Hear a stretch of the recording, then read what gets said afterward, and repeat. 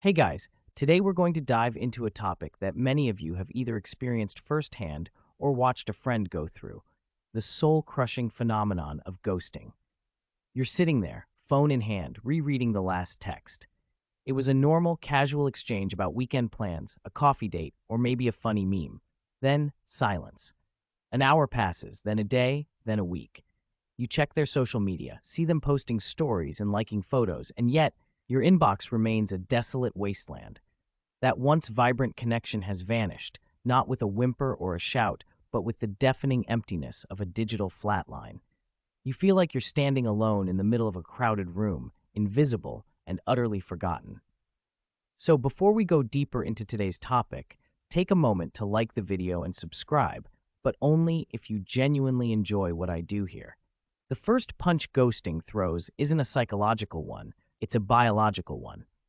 Your brain, in its primal wisdom, is hardwired for social connection. It views the sudden, unexplained absence of a significant other, even a potential one, as a threat to your well-being. Think of it this way: your brain's social centers are like a smoke detector. When someone disappears without a trace, that detector goes off, and your brain starts pumping out cortisol, the stress hormone, and adrenaline. You enter a state of fight or flight, your heart rate increases, and you feel that familiar knot of anxiety in your stomach. It's a physiological response to a social threat, a raw, ancient fear of being ostracized from the tribe. This biological alarm system sets the stage for the cognitive gymnastics you're about to perform. Ghosting creates what psychologists call ambiguous loss. There's no closure, no explanation, no final goodbye. It's a riddle with a missing answer. Your brain, being a problem-solving machine, absolutely hates this ambiguity. It will desperately try to fill in the blanks. Why did they disappear? Was it something I said? Something I did?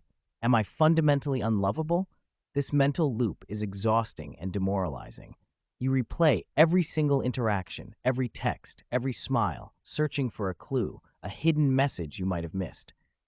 It's like trying to solve a puzzle with half the pieces gone, and you're convinced the missing pieces are your fault. Here's an easy-to-understand example. Imagine you're at a dinner party and you tell a joke. Everyone laughs, but one person at the table just gives you a blank stare. Later, you run into them in the hallway and they completely ignore you, walking right past as if you don't exist. Now, that's not ghosting in its purest digital sense, but the feeling is similar. You'd instantly start questioning yourself. Was the joke not funny? Did I say something offensive? You'd spend the rest of the evening feeling small and self-conscious, all because of an unexplained social snub. Now, multiply that by 1,000 and apply it to a connection you genuinely valued. The pain of the social rejection itself is one thing, but the pain of the uncertainty is what makes ghosting so uniquely cruel. It's a double-edged sword that not only cuts you off, but also forces you to question your entire reality. This mental merry-go-round, this relentless quest for an answer that doesn't exist, is where the self-blame spiral begins.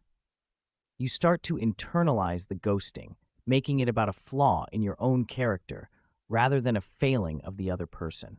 Remember that crocodile dung sunscreen example we talked about in a previous video? The idea that we'll believe almost anything if we can't find a rational explanation? Ghosting is the same, but instead of believing in an absurd product, you start to believe an absurd story about yourself. You convince yourself that you are the problem, that you weren't interesting enough, funny enough, or attractive enough to warrant a simple, honest conversation. This is where ghosting deals its most significant psychological blow, striking at the very foundation of your self-esteem. Our brains have a built-in sociometer, a gauge that measures how we're being perceived by others. When we're rejected, especially in such an abrupt and confusing way, this sociometer plummets.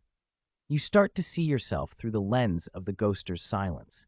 The person who once seemed so interested has vanished, and you take that absence as a verdict. You are unworthy. This isn't just a bruised ego, it's an attack on your sense of identity and value. You begin to doubt your own judgment, questioning why you ever trusted this person in the first place. And that doubt can seep into other areas of your life, making you more hesitant to form new connections. To break this cycle, you have to actively and consciously reject the narrative that ghosting is your fault. The easiest way to do this is to shift your perspective. Instead of focusing on what you might have done wrong, try to understand what the ghoster's behavior reveals about them. Ghosting is not an act of strength or confidence. It's an act of cowardice.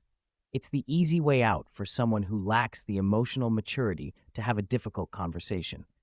The ghoster is often avoiding their own discomfort, their fear of confrontation, or their inability to articulate their feelings. Their silence is a reflection of their own character, not a commentary on yours. For a final example, imagine you order a product online and it just never shows up. You track the package, but the information stops cold. You email customer service and you get no reply. You wouldn't think, oh, there must be something wrong with me. The company must have decided I wasn't worthy of their product. No, you'd think this company is unreliable and unprofessional. Ghosting is the same thing. The person who disappeared is the unreliable, unprofessional company. You are the worthy customer who was left hanging.